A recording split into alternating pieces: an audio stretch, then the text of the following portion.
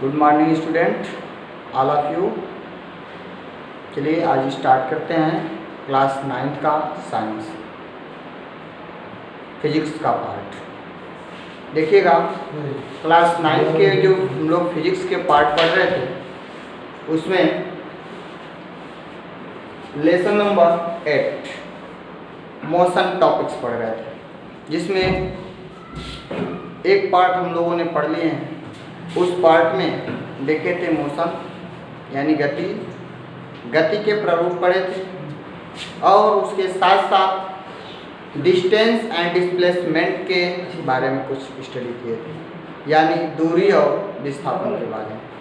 तो दूरी और विस्थापन निकालना जान गए थे, जिसमें आप लोगों ने बोल रहे थे कि दूरी जो होती है अदिश राशि है, जबकि विस्थापन क्या है, एक सदिश राशि है।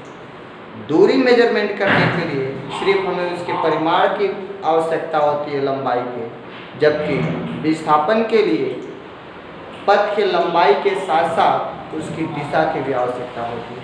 राइट, तो स्टार्ट करते हैं। उससे रिलेटेड 2 क्वेश्चन है, उसको सॉल्व कर लेते हैं। देखिएगा, पहला क्वेश्चन है,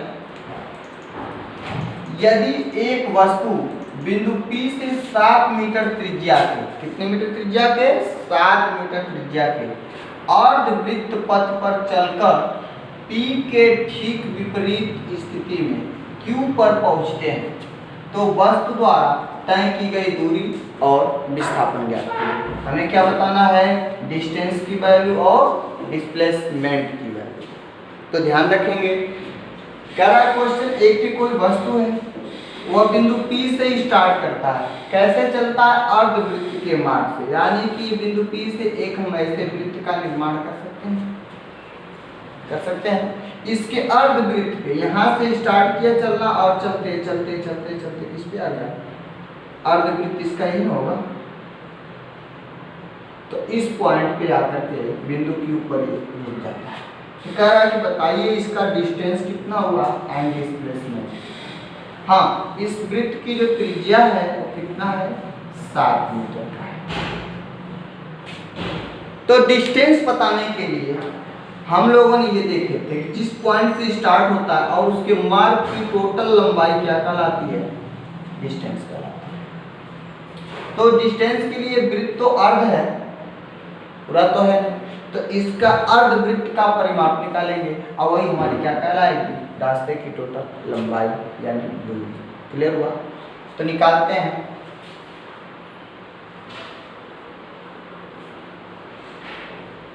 तय की गई दूरी, तय की गई दूरी किसके द्वारा, वस्तु द्वारा।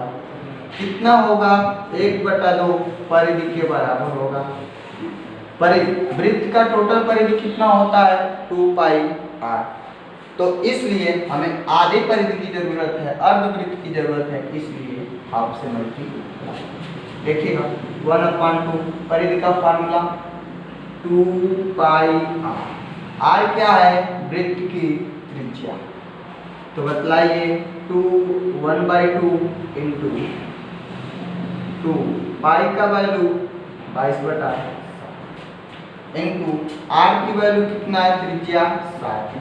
तो 7 से 7 कैंसिल हो जाएंगे, 2 से 2 कैंसिल, कितना आ गया, 22 मीटर, यानी 7 सेंटीमीटर, मीटर है मीटर, 7 मीटर त्रिज्या के अर्धवृत्ताकार मार्ग पर जब चलेगा तो बिंदु P से Q पर पहुंचेगा, कितना डिस्टेंस तय करेगा, 22 मीटर का। क्लियर हुआ?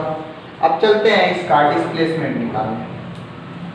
तो तय की गई विस्थापन, अब पता लगाएंगे कि विस्थापन कितना है। विस्थापन के लिए किसी वस्तु के प्रारंभिक और अंतिम स्थितियों के बीच की न्यूनतम दूरी को क्या कहते हैं, विस्थापन कहते हैं। तो ध्यान देंगे, प्रारंभिक स्थिति बिंदु P है और अंतिम स्थिति क्या है, बिंदु Q। तो इसके बीच का टोटल डिस्टेंस बताना, यही विस्थापन कहलाएगा। तो विस्थापन क्या होगा आपका, PQ। तो PQ की लंबाई चाहिए, इसकी दिशा क्या होगी, P से Q की ओर, है ना। तो इसकी त्रिज्या यहाँ से ओरिजिन मान लिया जाए इसका O से बिंदु P के बीच की डिस्टेंस कितना है, 60 मीटर। तो क्या O से बिंदु Q की बीच की दूरी कितना ही होगी, 60 मीटर। यानी कुल मिलाकर ये क्या हो गया, व्यास हो गया। तो वृत्त का व्यास कितना होता है, 2r के इक्वल्स होता है। तो आप क्या निकालेंगे, 2 × r। तो 2 × r का मान कितना है, 7 इज इक्वल टू कितना आ जाएगा, 14 मीटर। Answer, correct answer. चलते हैं अगले क्वेश्चन पे, नोट कर लीजिएगा।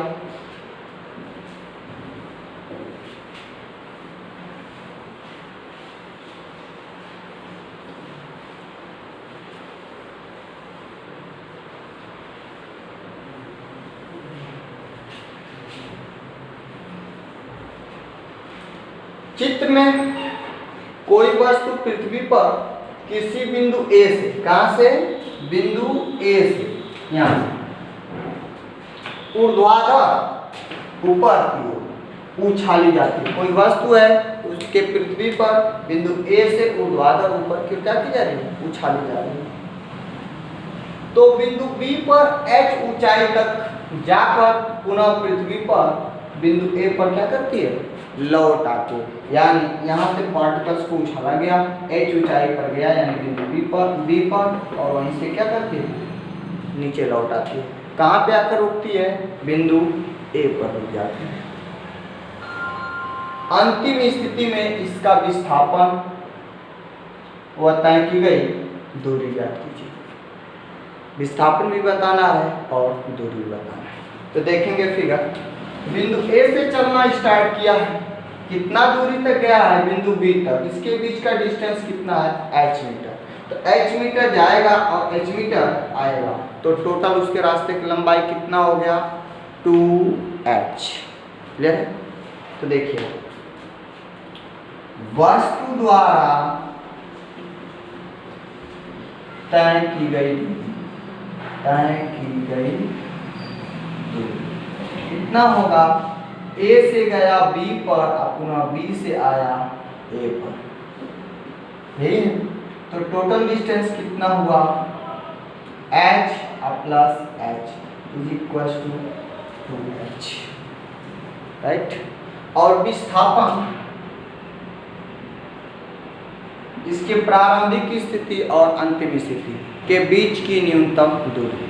अब बतलाइए, बिंदु A से चलना स्टार्ट किया था, इसकी प्रारंभिक स्थिति क्या होगी, यही होगा प्रारंभिक स्थिति। और बिंदु B पर गया और पुनः उसी पॉइंट A पर आ गया, तो इसकी अंतिम स्थिति भी कहाँ हुआ, अंतिम स्थिति A पर ही होगा। तो प्रारंभिक स्थिति है वही क्या है, अंतिम स्थिति। इसलिए इसका डिस्प्लेसमेंट क्या हो जाएगा, 0, करेक्ट। तो आप लिख लेंगे अंतिम स्थिति माइनस प्रारंभिक स्थिति, अंतिम स्थिति h माइनस प्रारंभिक स्थिति h is equal to 0 is the correct answer, right. अब चलते हैं एक मजेदार टॉपिक पे, जो है चाल एवं वेग।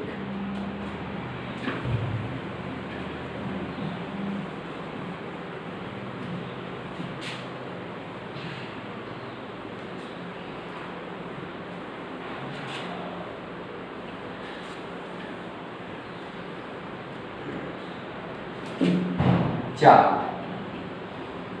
स्पीड एंड वेग। वेग को इंग्लिश में बोलते हैं वेलोसिटी। ध्यान देंगे, स्पीड क्या होती है एंड साथ साथ वेलोसिटी क्या होती है। जिस प्रकार हम लोगों ने डिस्टेंस एंड डिस्प्लेसमेंट पढ़े थे, सेम उसी प्रोसेस में स्पीड एंड वेलोसिटी। तो चलिए स्टार्ट करते हैं।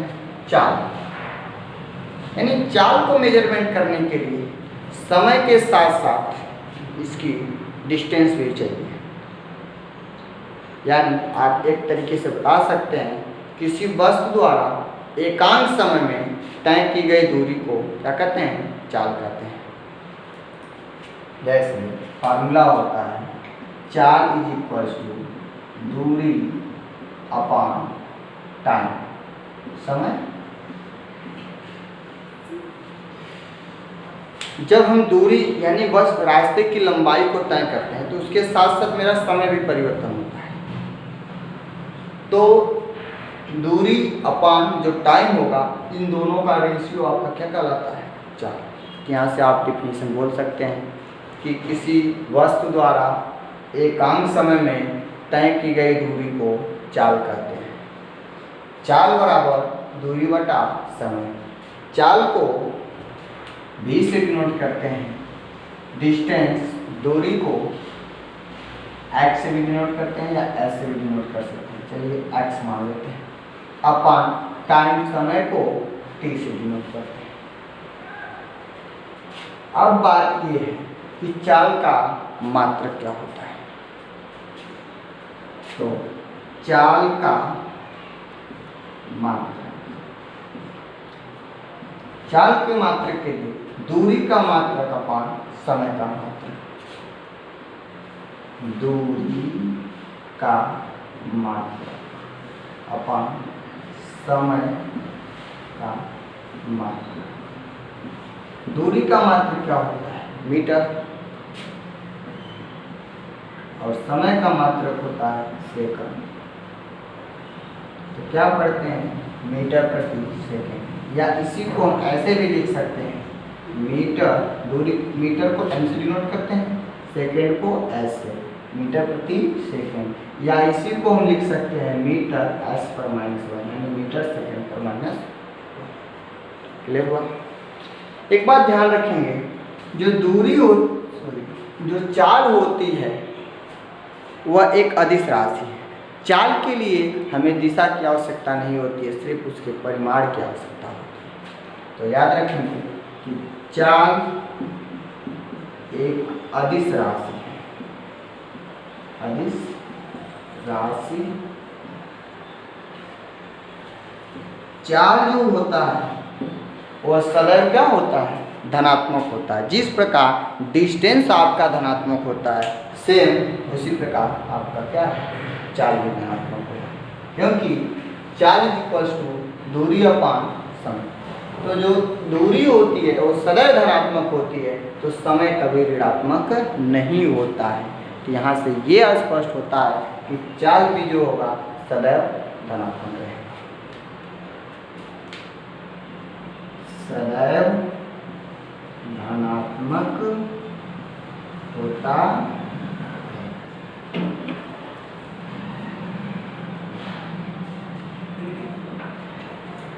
अब ध्यान देंगे, चाल का मात्रक जानेंगे, मीटर प्रति सेकंड। चाल कौन सी राशि है? अदिश राशि। चाल सदैव धनात्मक होती है। चाल का केवल मापन किया जा सकता है, इसकी डायरेक्शन नहीं होती है। तो एक पॉइंट और बढ़ा लेंगे, चाल का केवल मापन किया जाता है, मापन किया जाता है। राइट। अब स्टार्ट करते हैं टाइप्स ऑफ स्पीड, चाल के प्रकार।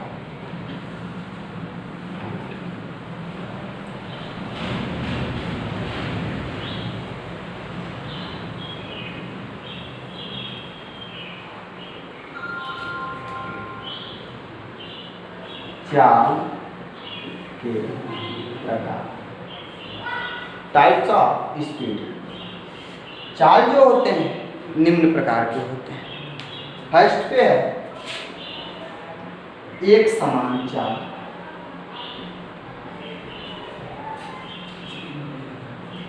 एक समान चाल,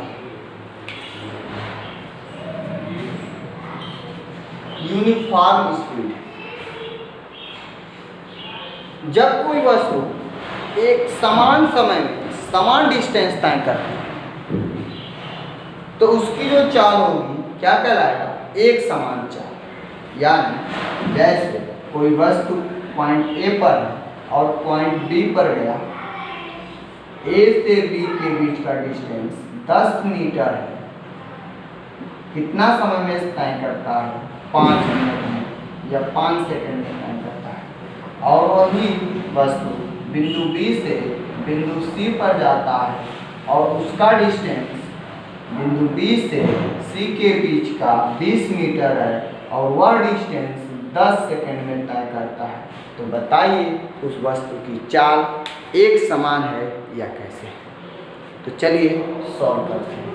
ए से बी के बीच में उस वस्तु की चाल, तो आपने फार्मूला पढ़ा है, चाल इज इक्वल्स टू दूरी अपान समय, पढ़े हैं ना? तो दूरी कितना है? 10 मीटर। ए और बी के बीच का निकालना है, तो 10 मीटर दूरी है और उसमें जाने में कितना समय लगा है? 5 सेकंड। तो कितना आ जाएगा? 5 गुना के 10, मात्रक क्या होगा? मीटर प्रति सेकंड।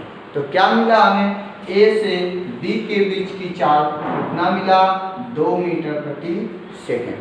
क्लियर हुआ? अब इसके बाद बिंदु बी और सी के बीच की चाल पता लगाना है। इसके बीच का डिस्टेंस 20 मीटर, तो निकालेंगे बी और सी के बीच की चाल। क्लियर? कितना आएगा? चाल इज इक्वल्स टू दूरी अपान समय। पढ़े? चलिए बताइए, बी और सी के बीच का डिस्टेंस कितना है? 20 मीटर अपान इसके बीच में दूरी को तय करने में कितना समय लगा है? 10 सेकंड। तो 10 सेकंड, तो सॉल्व करेंगे 10 गुना 20, कितना आ गया? 2 मीटर प्रति सेकंड। तो बताइए बी और सी के बीच की चाल कितना मिला? 2 मीटर प्रति सेकंड। क्लियर है? तो ए से बी तक भी जो गया 2 मीटर प्रति सेकंड की चाल से गया, स्पीड से गया, और बी से सी तक की दूरी तय किया, वो भी 2 मीटर प्रति सेकंड की चाल से ही तय किया। तो उसकी चाल कैसी है? एक समान चाल कही जाएगी। क्लियर हुआ? तो आप इसकी डिफिनेशन बोल सकते हैं, जब कोई वस्तु समान समय में समान दूरी तय करती है तो उस वस्तु की चाल एक समान चाल कहलाती है। क्लियर हुआ? अब चलते हैं, दूसरा हेडिंग है असमान चाल या परिवर्ती चाल। सेकंड पर असमान चाल या इसी का दूसरा नाम है परिवर्ती चाल।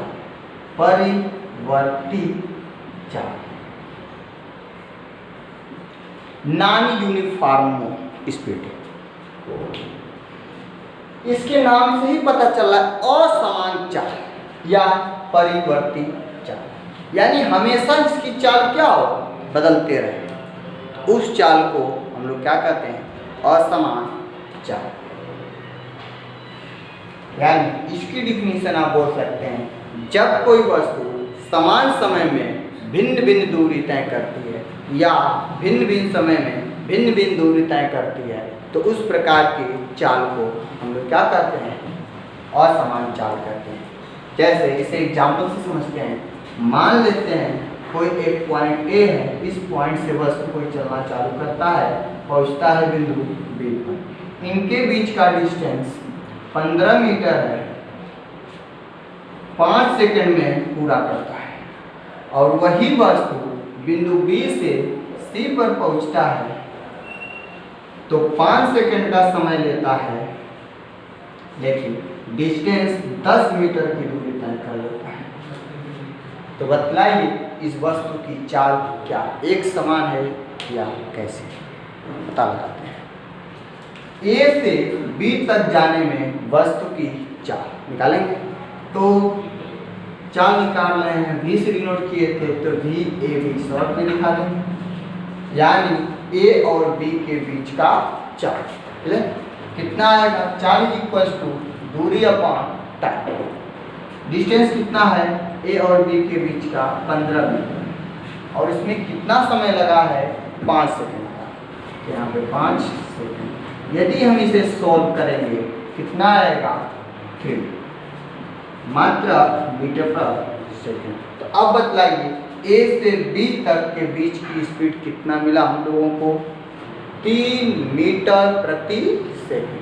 लिख लेते हैं यहाँ पे, इसके बीच की स्पीड कितनी है, 3 मीटर प्रति सेकंड। अब देखेंगे B से C तक के बीच की स्पीड कितनी, निकालते हैं। तो V B C, क्लियर? कितना होगा, डिस्टेंस अपॉन टाइम। तो डिस्टेंस कितना है 10 अपॉन टाइम कितना है 5 सेकंड।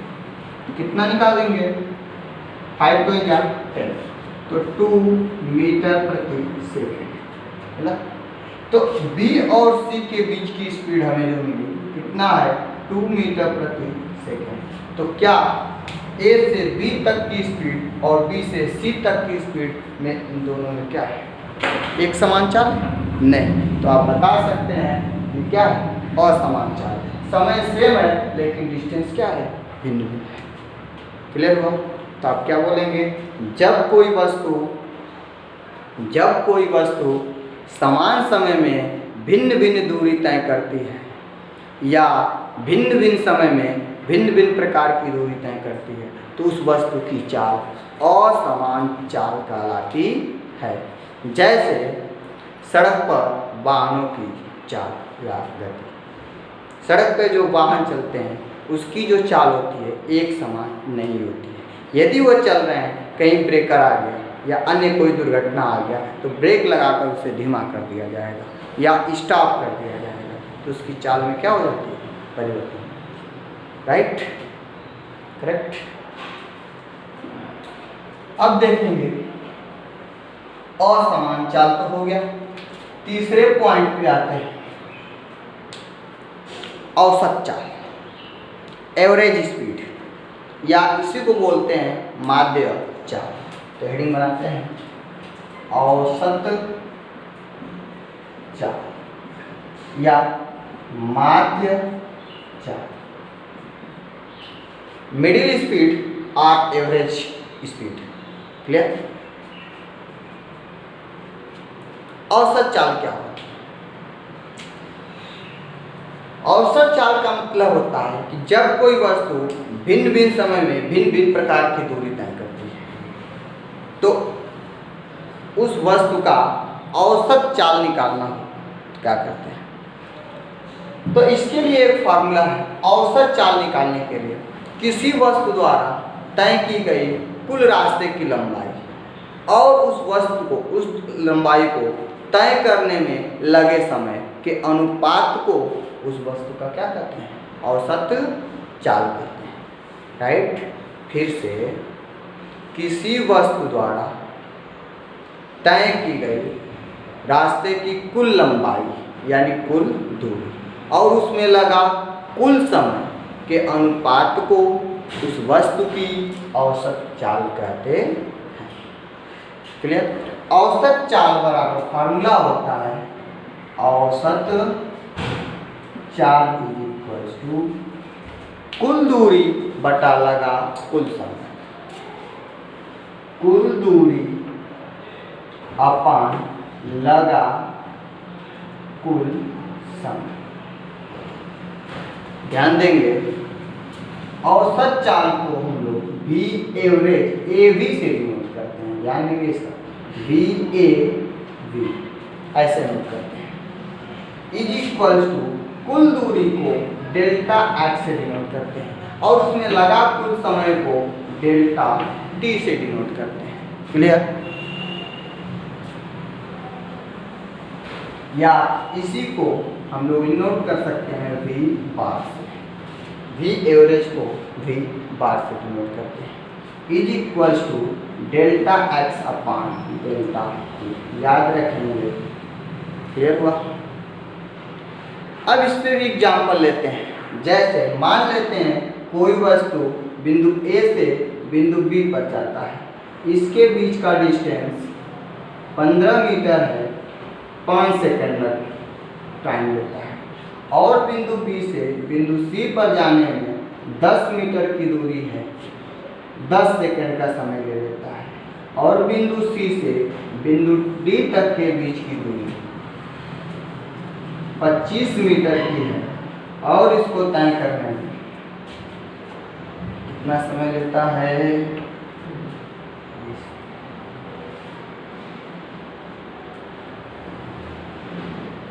10 सेकेंड का समय लेता है। तो बताइए उसकी औसत चाल क्या होगी। सबको मालूम है भिन्न भिन्न समय में भिन्न भिन्न दूरी तय की जा रही है, पर ए से डी तक पहुंचने में उसकी टोटल औसत चाल क्या होगी। क्लियर? तो इसके लिए हम फार्मूला करें ए से डी तक जाने में तय की गई कुल दूरी और उसको जाने में लगा समय कुल समय के अनुपात को औसत चाल करेंगे। तो निकालिए औसत चाल इज इक्वल टू कुल दूरी। कुल दूरी कितना है? ए से बी पर गया कितनी दूरी है? 15 मीटर। बी से सी के बीच की दूरी 10 मीटर। सी से डी के बीच की दूरी 25 मीटर। राइट? तो बतलाइए कितना आ जाएगा?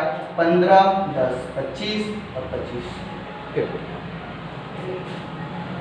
कितना नोट करेंगे? 50। और टाइम कितना लगा? 5 सेकेंड, 10 सेकेंड, 15 सेकेंड और ये 10 सेकेंड, 25 सेकेंड। टोटल समय कितना मिला? 25 सेकेंड। सोल्व कर देंगे कितना आ गया? 2 मीटर प्रति सेकेंड।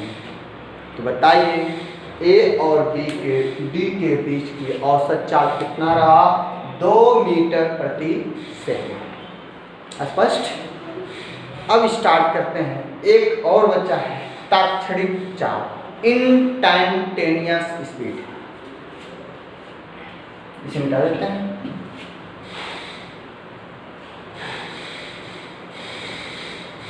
तात्क्षणिक चाल हेडिंग बना लीजिएगा। तात्क्षणिक चाल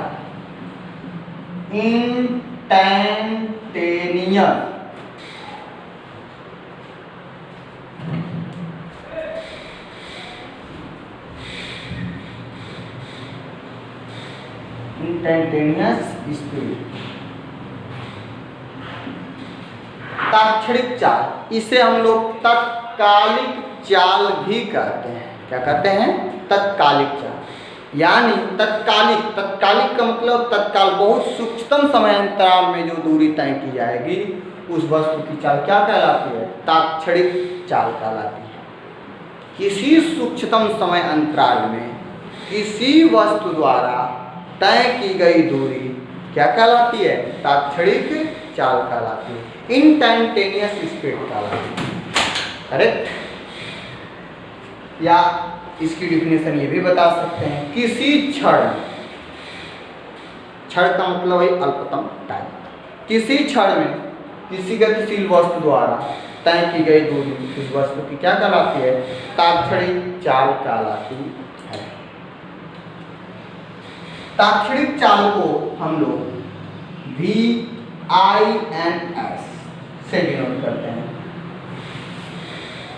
या INT से डिनोट करते हैं।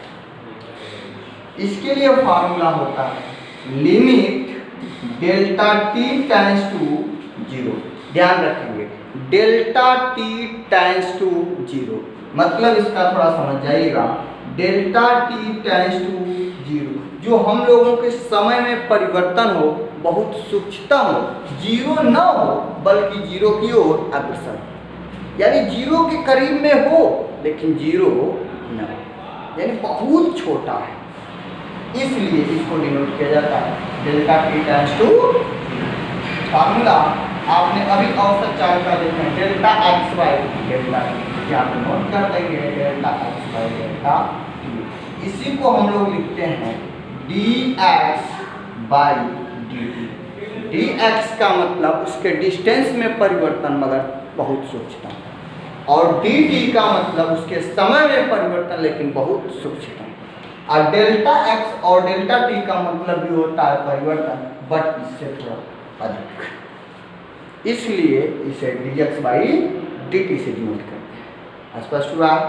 बहुत अच्छा। इस तरीके से हम लोगों को टाइप्स ऑफ स्पीड, कितने प्रकार के स्पीड हो गए? 4। कौन कौन? एक समान चाल, असमान या परिवर्ती चाल, औसत या माध्य चाल, और 4th नंबर पे तात्क्षणिक चाल, इंस्टैन्टेनियस स्पीड। अब स्टार्ट करते हैं वेलोसिटी।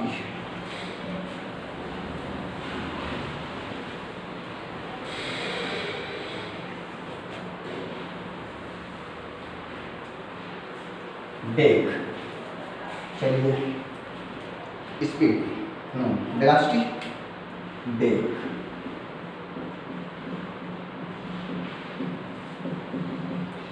वेग क्या होता है? जिस प्रकार आप लोगों ने स्पीड को स्टडी किए, सेम वही प्रोसेस वेलोसिटी। वेलोसिटी के लिए इसके परिमाण के साथ साथ दिशा की भी आवश्यकता होगी, बट चाल में सिर्फ परिमाण के, डिस्टेंस के परिमाण की आवश्यकता होती थी, उसके डायरेक्शन की नहीं। तो आप इसकी परिभाषा बता सकते हैं, किसी वस्तु द्वारा या किसी गतिशील वस्तु द्वारा एकांक समय में तय किए गए विस्थापन को उस वस्तु की क्या कहते हैं? वेग कहते हैं। उसमें चाल में क्या बोले थे? किसी वस्तु द्वारा एकांक समय में तय किए गए दूरी को चाल कहते हैं। तो यहाँ पे क्या बोलेंगे? दूरी नहीं बोलेंगे बल्कि विस्थापन बोलेंगे। करेक्ट? तो परिभाषा बोल देता हूँ एक बार और। किसी गतिशील वस्तु द्वारा एकांक समय में तय की गई विस्थापन को उस वस्तु की क्या कहते हैं? वेग कहते हैं। ध्यान रखेंगे, वेग का फॉर्मूला होता है वेग इक्वल्स टू विस्थापन अपान समय। वेग को वेलोसिटी बोलते हैं इंग्लिश में, इसलिए इसे v से डिनोट करते हैं। विस्थापन डिस्प्लेसमेंट, तो इसको किससे डिनोट करते हैं? डेल्टा x से। और समय को भी किससे डिनोट करते हैं? डेल्टा t से। अब यहाँ पे डेल्टा x का मतलब है x2 minus x1, clear? Upon time delta t का मतलब t2 माइनस t, क्योंकि delta x upon delta t क्या कहलाती है? वेलोसिटी। क्योंकि अब ये बात है कि वेलोसिटी जो होती है एक कौन सी राशि है? सदिश राशि। तो इसको हम लोग वेक्टर स्वरूप में भी डिनोट कर सकते हैं। इससे अगले वाले वीडियो में हम लोग ने आपको सदिश और अदिश के बारे में अच्छी तरीके से बताया, जिसमें सदिश को हम लोग एक वेक्टर के रूप से डिनोट करते हैं, यानी ऊपर तीर लगाकर दिखाते हैं। तो चलिए इसको वेक्टर स्वरूप में नोट करते हैं, यानी सदिश स्वरूप में यदि इसको लिखना है वेलोसिटी को, क्या लिखेंगे? v के ऊपर क्या लगाएंगे? तीर का निशान। इसको पढ़ेंगे क्या? Vector v is equals to, ये डेल्टा x विस्थापन को डिनोट करता है, तो इस पे भी लगा देंगे डेल्टा x पे तीर, यानी इसे पढ़ेंगे vector delta x upon delta t। इस पे वेक्टर नहीं लगता है मेरे भाई, क्यों? समय जो होता है सदैव अदिश राशि है, सदिश राशि नहीं है, इसलिए इस पर वेक्टर नहीं लगेगा। Correct? Is equals to vector delta x2, vector x2 minus vector x1 upon t2 minus t। ये है आपका वेक्टर। इसके कुछ नोट्स पॉइंट हैं, नोट करते हैं। देखिए, वेग का मात्रक क्या होता है? तो वेग का मात्रक, देखिए वेग का जो मात्रक होता है विस्थापन का मात्रक अपान समय का मात्रक। तो विस्थापन का मात्रक अपान टाइम, समय का मात्रक, समय का मात्रक।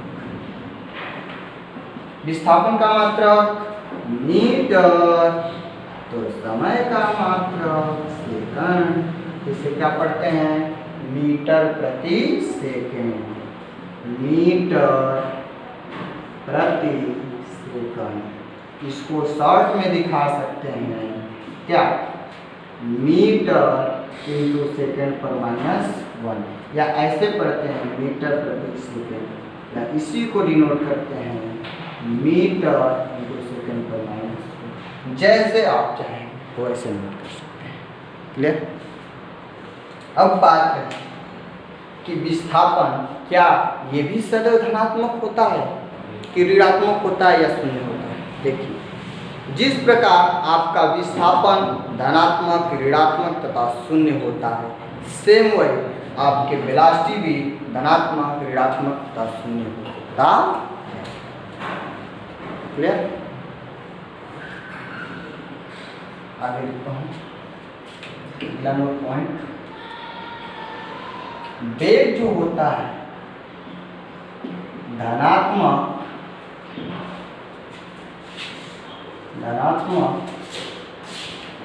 का ऋणात्मक तथा शून्य हो सकता है, राइट? जबकि वेग क्या होता है? सदिश राशि होता है। लिखेंगे वेग एक सदिश राशि।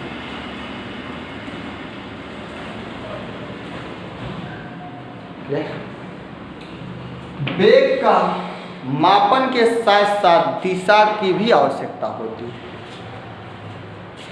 वेग को मापने के यानी कि मापन के साथ साथ दिशा का भी ध्यान या दिशा का भी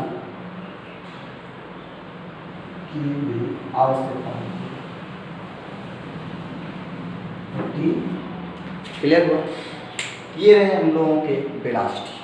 अब चलते हैं वेलोसिटी के प्रकार यानी वेग के प्रकार, टाइप्स ऑफ वेलोसिटी। बता दें, नोट करते रहिएगा और खूब सुंदर सुंदर नोट्स बनाते रहिए ताकि आपके नोट्स को किसी संग्रहालय में रखा जा सके। देखिए, अब स्टार्ट करते हैं टाइप्स ऑफ वेलोसिटी, वेग के प्रकार। जिस प्रकार चाल के प्रकार पढ़े थे, सेम वही प्रोसेस आपके वेग के प्रकार है। तो वेग के भी कितने प्रकार होते हैं? निम्न प्रकार, यानी 4 प्रकार से होते हैं। पहला होता है एक समान वेग।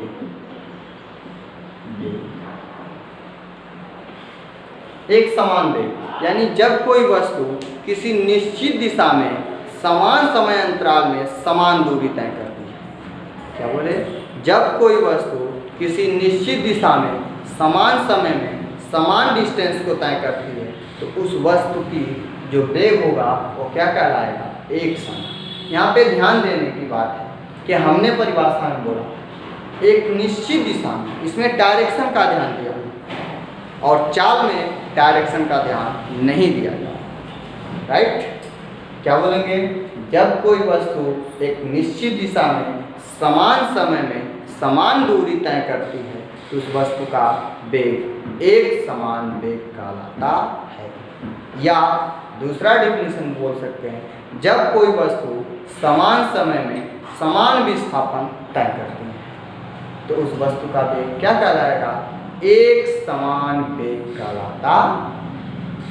करेक्ट?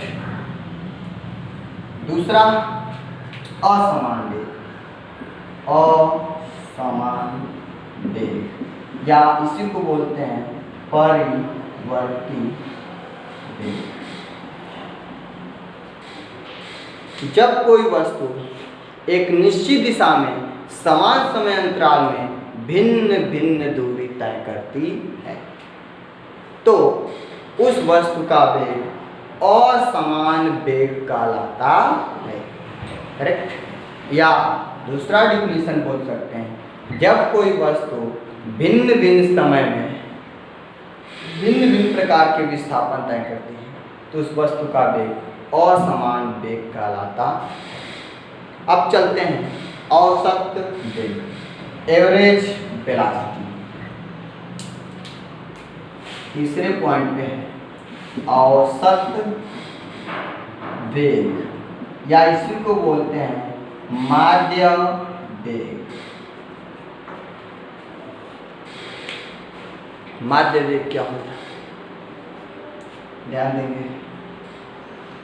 औसत वेग या माध्य वेग यानी किसी वस्तु द्वारा तय की गई एक निश्चित दिशा में रास्ते की कुल लंबाई और उसमें लगे कुल समय के अनुपात को उस वस्तु का औसत वेग कहते हैं।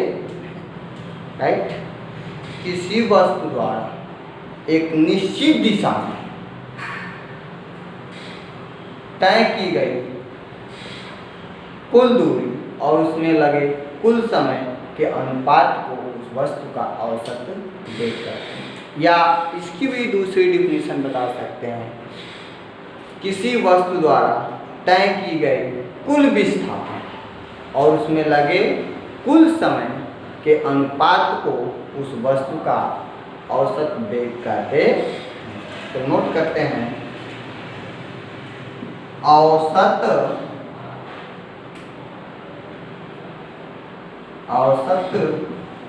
वेग इज इक्वल टू कुल विस्थापन अपान लगा कुल समय। करेक्ट। औसत वेग को हम लोग भी एवरेज भी से डिनोट करते हैं, बट ये सदिश राशि है इसलिए इस पे क्या लगाते हैं, वेक्टर। इज इक्वल्स टू कुल विस्थापन को हम लोग डिनोट करते हैं डेल्टा एक्स से अपान लगा कुल समय को डेल्टा टी से। करेक्ट।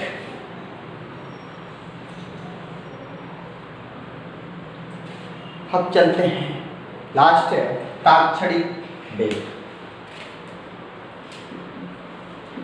ताक्षणिक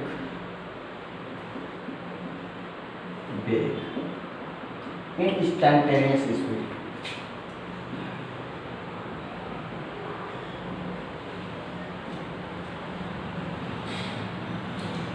instantaneous velocity.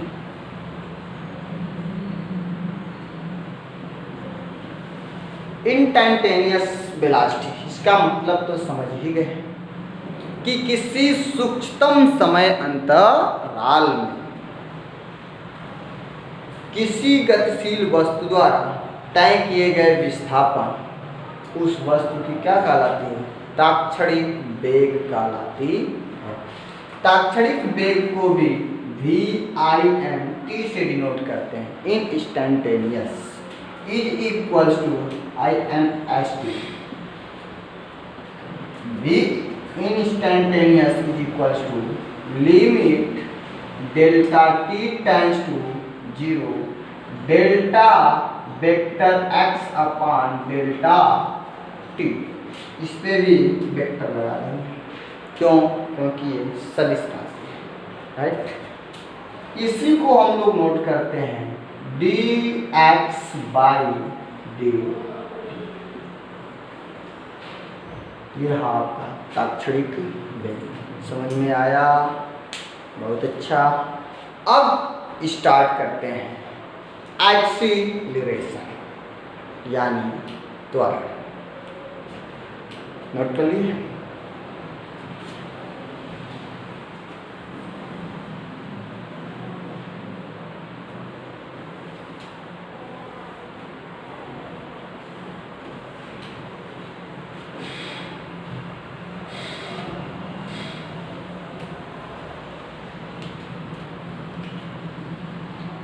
त्वरण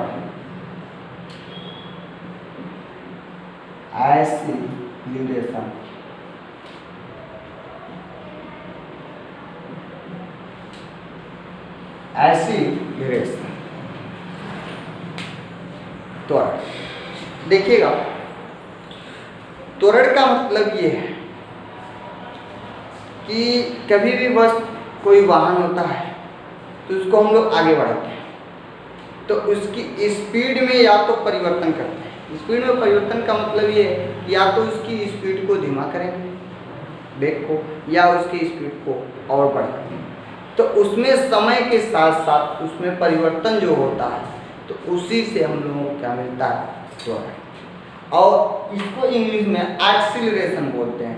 एक्सीलरेशन से ही बना हुआ है आपका एक्सीलरेटर। जैसे आप लोग बाइक चलाते हैं, तो बाइक चलाते हैं तो उसका जैसे ही अपने एक्सीलरेटर को क्या करते हैं, बढ़ाते हैं, तो उसकी बाइक स्पीड बढ़ जाती है, यानी उसके त्वरण को आपने क्या किया, बढ़ाया। तो सेम वही प्रोसेस है कि एक्सीलरेटर से ही एक्सीलरेशन से ही बना है आपका एक्सीलरेटर। क्लियर हुआ? तो देखिएगा इसकी डिफिनीशन, किसी वस्तु द्वारा एकांक समय में किसी गतिशील वस्तु द्वारा के वेग परिवर्तन की दर को हम क्या कहते हैं, त्वरण कहते हैं। जब वस्तु के वेग में परिवर्तन होता है तभी उसमें त्वरण उत्पन्न होता है।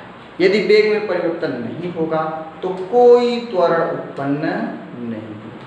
तो एक लाइन याद रखेंगे, वेग परिवर्तन की दर को त्वरण कहते हैं। त्वरण क्या होता है,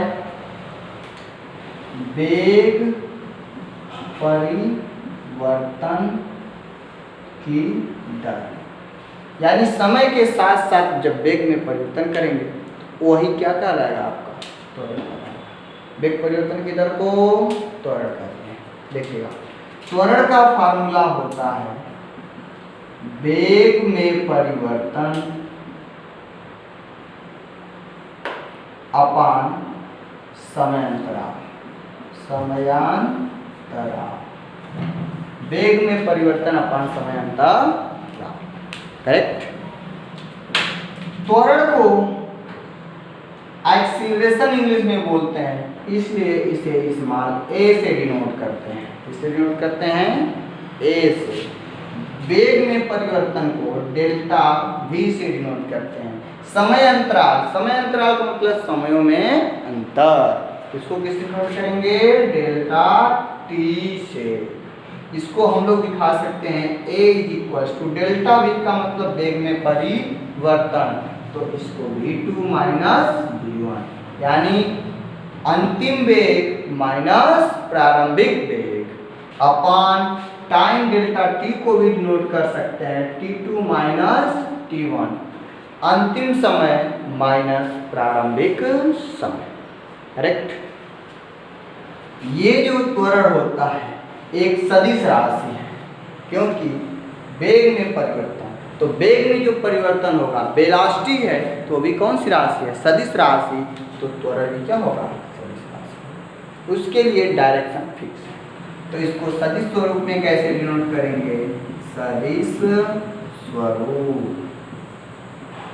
क्या आता है, वेक्टर ए = vector delta v upon delta t = vector v2 minus vector v1 upon t2 minus.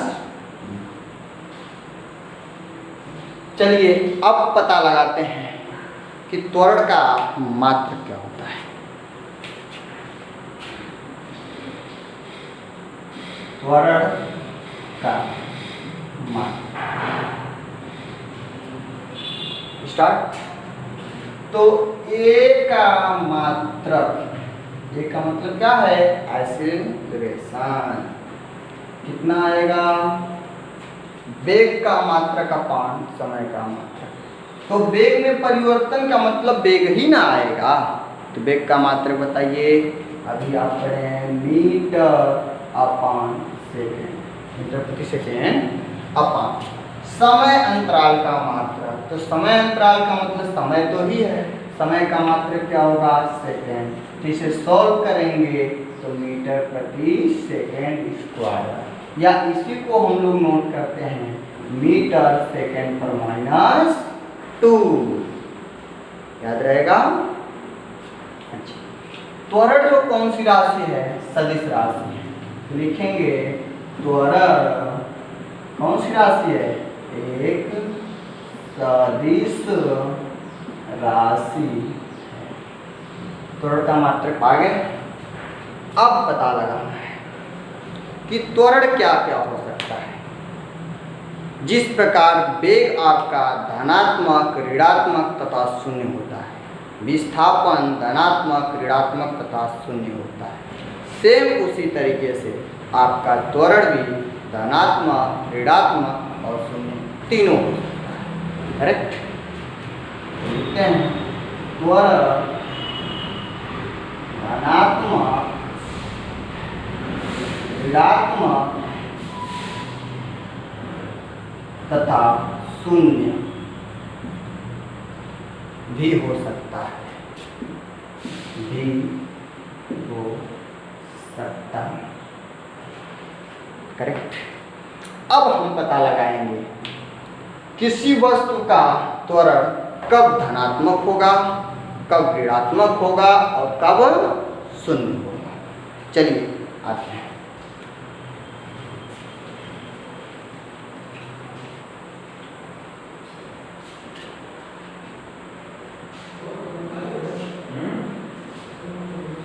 देखिएगा, जब किसी वस्तु के वेग में वृद्धि होगी, जब आप इस लेटर को बढ़ाएंगे तो उस परिस्थिति में त्वरण आपका क्या होगा, बढ़ेगा।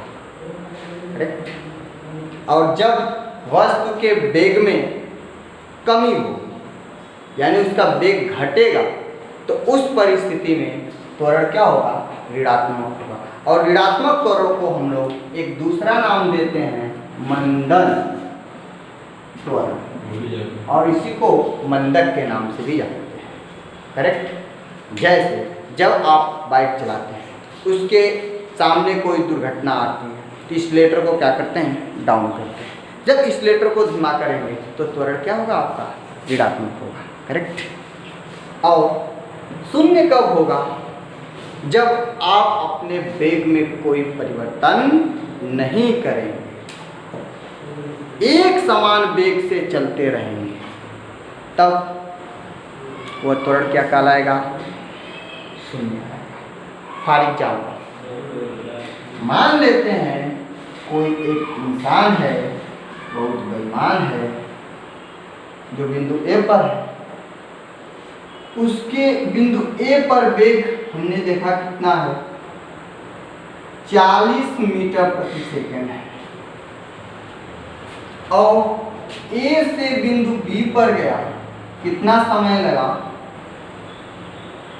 20 सेकंड का समय लगा, या 10 सेकंड मान लेते हैं। चलिए, और बिंदु बी पर देखा तो उस वस्तु का वेग कितना हो गया, 60 मीटर प्रति सेकंड हो गया। ध्यान देंगे, ए पर कितना था वेग, 40 मीटर प्रति सेकेंड, और 5-10 सेकेंड बाद मैंने बिंदु बी पर देखा तो उसका वेलोसिटी कितना आ गया, 60 मीटर प्रति सेकेंड हुआ।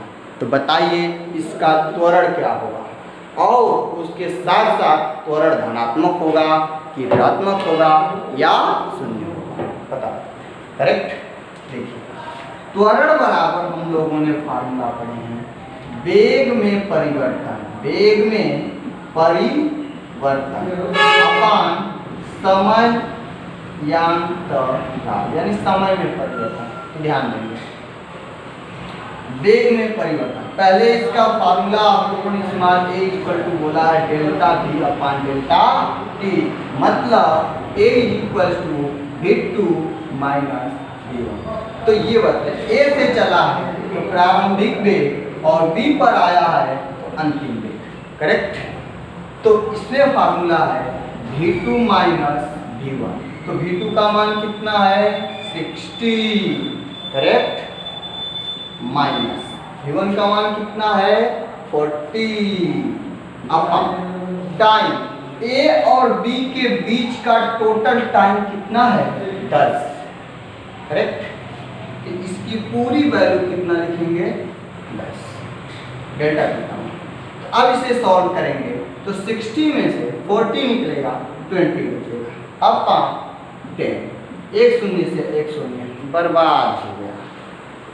कितना मिला, 2 मीटर प्रति सेकेंड स्क्वायर। अभी एक्सीलरेशन का मात्रा मीटर प्रति सेकेंड। करेक्ट। अब यहाँ पे बतलाइए क्या यहाँ पे प्लस आया कि माइनस, तो आप बोलेंगे प्लस, तो प्लस के लिए क्या होगा, धनात्मक। तो त्वरण क्या मिला, पॉजिटिव मिला, यानी इसमें स्पीड बढ़ रही है। जब स्पीड बढ़ेगा तो त्वरण क्या होगा, करेक्ट। यहाँ पे यदि माइनस आ जाता तो क्या बोलते कि त्वरण ऋणात्मक है, यानी उस वस्तु की जो स्पीड है, वेलोसिटी है, वो घट रही है। तो चलिए एक एग्जांपल और लेते हैं, मिटा दें।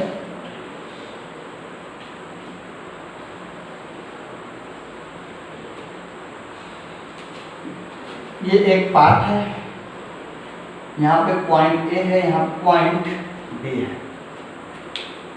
कोई चालक बिंदु ए से चलना प्रारंभ करता है t बराबर 5 सेकेंड से। कितना मान लिया इस बार? 5 सेकेंड। क्वेश्चन समझिएगा, इस पे इसकी वेलोसिटी थी v1 इक्वल टू 25 मीटर प्रति सेकेंड, करेक्ट। और हमने t बराबर कितना देखा?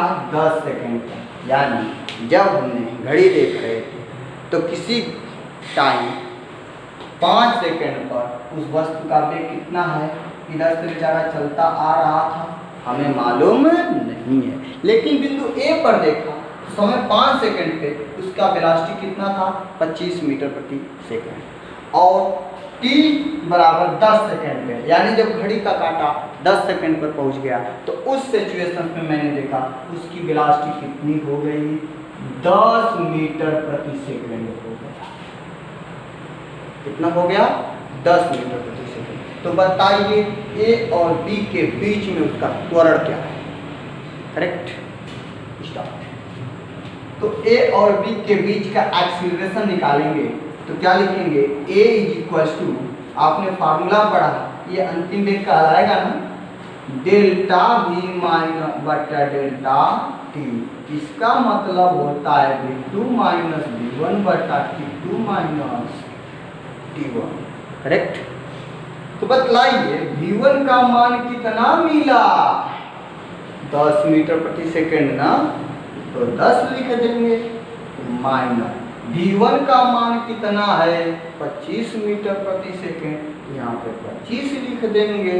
और t2 का मान देखिए क्या मिला है? 10 ना, और माइनस t1 का मान कितना है? 5। तो इसके बीच का समय अंतराल कितना हुआ? 5 सेकेंड ना आएगा। हमने घड़ी देख रहा था 5 सेकेंड पे था, 10 सेकेंड पर देखा, इसकी वेलोसिटी ये हो गया, कितना समय का अंतर हुआ? 5 सेकेंड का न हुआ, तो 5 ना आएगा।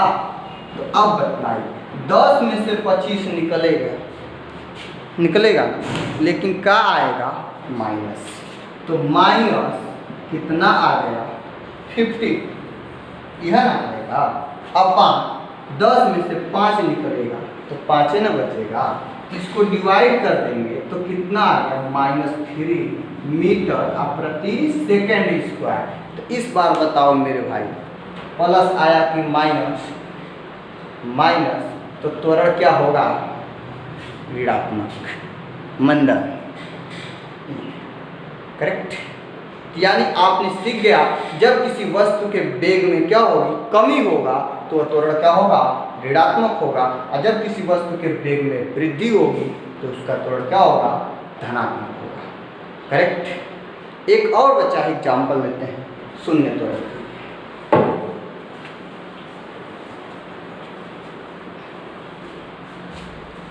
देखिएगा,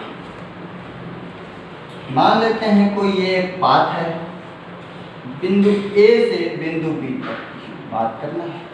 बिंदु ए पर किसी वस्तु का वेग टाइम t बराबर 10 सेकेंड पर देखा तो उसकी वेलोसिटी कितनी थी?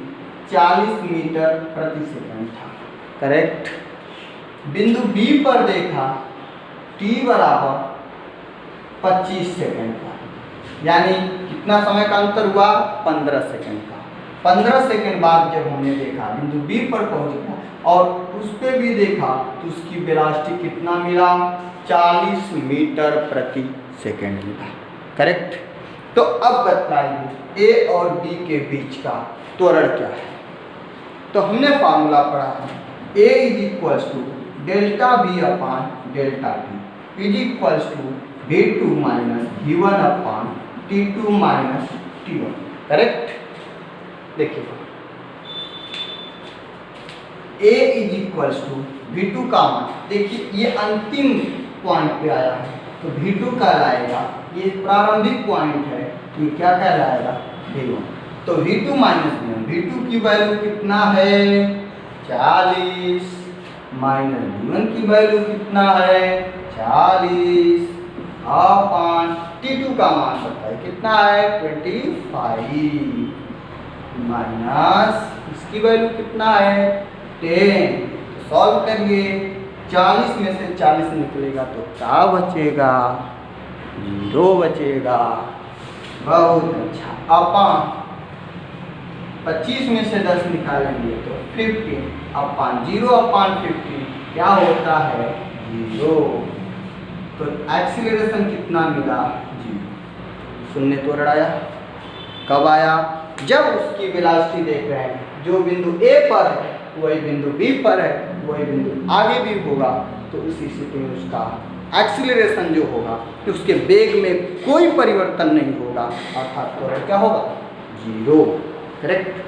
तो आप बता सकते हैं जब किसी वस्तु के वेग में परिवर्तन नहीं होता है तो उस सिचुएशंस में जो उत्पन्न त्वरण होगा वो शून्य होगा। करेक्ट। अब चलते हैं त्वरण के प्रकार, टाइप्स ऑफ एक्सीलरेशन।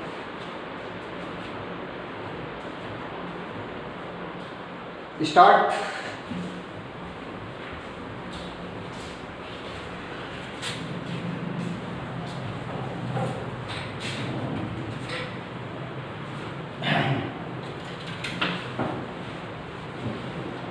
बनाइएगा त्वरण के प्रकार, टाइप्स ऑफ एक्सीलरेशन। देखिए त्वरण निम्न प्रकार के होते हैं, इसमें पहला होता है एक समान त्वरण, यूनिफॉर्म एक्सीलरेशन। एक समान त्वरण, एक समान त्वरण क्या होता है, एक्सीलरेशन कब मिलता है पहले ये समझिए। तो जब वस्तु के वेग में परिवर्तन होता है, जब तक वस्तु के वेग में परिवर्तन नहीं होगा तब तक त्वरण मिलेगा नहीं। क्लियर। तो एक समान त्वरण के यानी जब किसी गतिशील वस्तु के वेग में परिवर्तन कैसे हो, एक समान रूप से हो, तो उस वस्तु का त्वरण एक समान त्वरण कहलाता है। वस्तु के वेग में परिवर्तन होगा, कैसे होगा, एक समान रूप से। यानी जैसे कोई एग्जाम्पल लेते हैं, कोई वस्तु बिंदु A पर है, उसकी वेलोसिटी v1 40 मीटर पर सेकंड है और बिंदु A से बिंदु B पर जाता है, कितना समय लेता है 5 सेकंड का समय। करेक्ट। राइट। अब बिंदु B पर आता है तो उसकी वेलोसिटी कितनी आती है 60 मीटर पर सेकंड हो जाती है और बिंदु B से बिंदु C पर जब जाता है तो उसकी वेलोसिटी 80 मीटर पर सेकंड हो जाती है।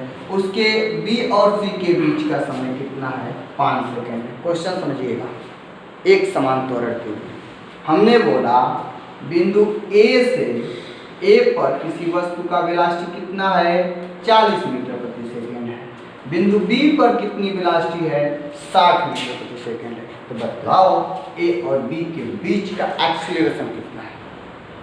तो निकालिए A is equal to 60 minus 40 upon समय कितना लगा है 5 है ना, तो कितना याद होगा 60 में से 40 या 20 अपन 5 इक्वल टू 4 मीटर प्रति सेकंड स्क्वायर। यानी A और B के बीच का एक्सीलरेशन कितना आ गया 4 मीटर प्रति सेकंड स्क्वायर का। अब B और C के बीच का एक्सीलरेशन कितना होगा तो निकालते हैं A इज इक्वल टू, अब V2 इन कहलाएगा और V1 ये कहलाएगा। तो V2 का मान 80 और V1 का मान 60 ये निकालाएगा। अपन समय कितना लगा है 5 सेकंड। तो 80 में से 60 खाओगे तो कितना बचेगा 20 अब बटा 5 कितना आ गया 4 मीटर प्रति सेकंड। तो बतलाइए बी और सी के बीच का भी त्वरण कितना आ गया, 4 मीटर प्रति सेकंड स्क्वायर मिला ना। तो जितना त्वरण इसमें है उतना त्वरण इसमें भी है, करेक्ट। तो बतलाइए दोनों के बीच का त्वरण समान है ना। वेलोसिटी भले बदल रही है लेकिन वो कैसे बदल रही है, एक समान रूप से।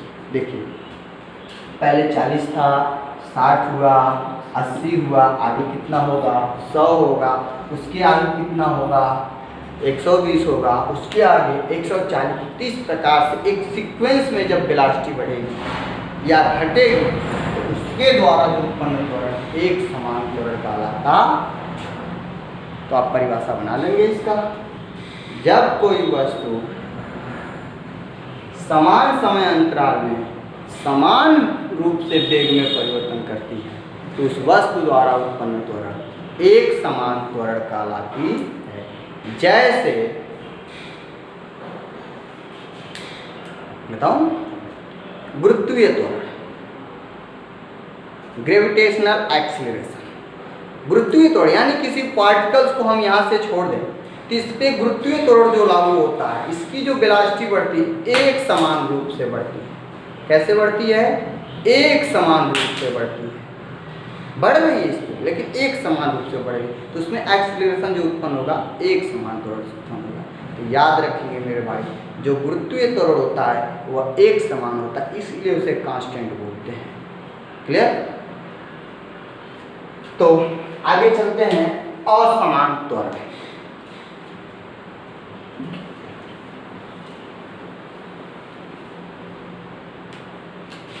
नंबर 2 पर है असमान त्वरण या परिवर्ती त्वरण, इसको यह भी बोल सकते हैं, या परिवर्ती त्वरण। जब कोई वस्तु समान समय अंतराल में भिन्न भिन्न प्रकार के वेग में परिवर्तन करती है। क्या सुने, जब कोई वस्तु समान समय अंतराल में भिन्न भिन्न रूप से वेग में परिवर्तन करती है तो उसके द्वारा उत्पन्न त्वरण असमान त्वरण कहलाती है। क्लियर हुआ। असमान त्वरण के लिए एग्जाम्पल आप वही बता सकते हैं, सड़क पर चलती हुई वाहनों की द्वारा उत्पन्न त्वरण। जो सड़क पे वाहन चलते हैं उनके द्वारा जो त्वरण उत्पन्न होता है वो असमान होता है। कभी त्वरण धनात्मक मिलेगा, कभी ऋणात्मक मिलेगा, तो कभी शून्य भी मिल सकता है। तो एक्सीलरेशन क्या कहलाएगा, परिवर्ती त्वरण। स्पष्ट हुआ, कंप्लीट। अब चलते हैं औसत त्वरण, ध्यान देंगे। तीसरा पॉइंट है औसत त्वरण, या इसी को बोलते हैं माध्य त्वरण।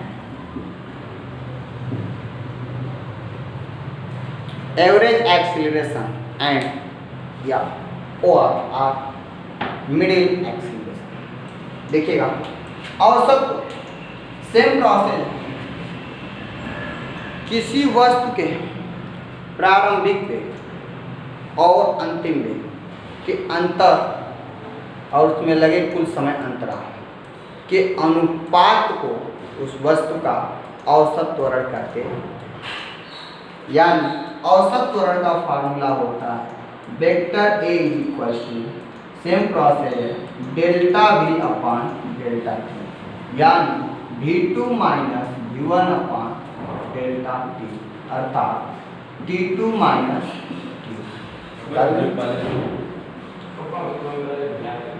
लास्ट में बचा है तात्क्षणिक त्वरण, इंस्टैंटेनियस एक्सीलरेशन। तात्क्षणिक त्वरण, इंस्टैंटेनियस एक्सीलरेशन।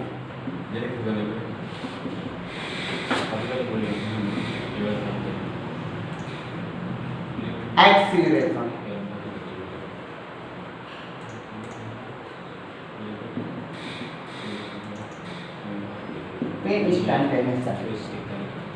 तात्क्षणिक त्वरण।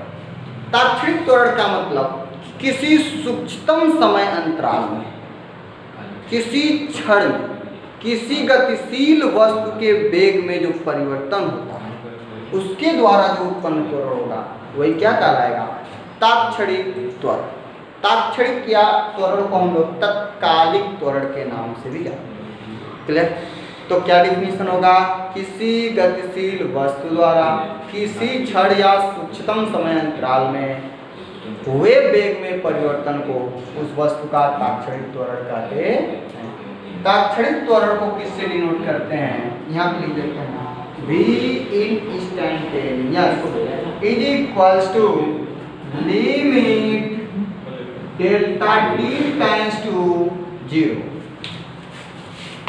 Delta v upon delta t, या इसी को शॉर्ट में लिखते हैं dv अपॉन dt है। ये था आपके इंस्टेंटेनियस एक्सीलरेशन। तो बने रहिए मेरे साथ और अच्छी तरीके से वीडियो का देखते रहिए। अब आगे मिलते हैं वस्तु के या किसी पिंड के ग्राफ से प्रदर्शित करने के। तो जितने ये दूरी, विस्थापन, चाल, वेग, त्वरण पढ़े हैं, इसको हम लोग अगले वीडियो में ग्राफिकल माध्यम से डिनोट करेंगे। तब तक के लिए थैंक्स यू सो मच।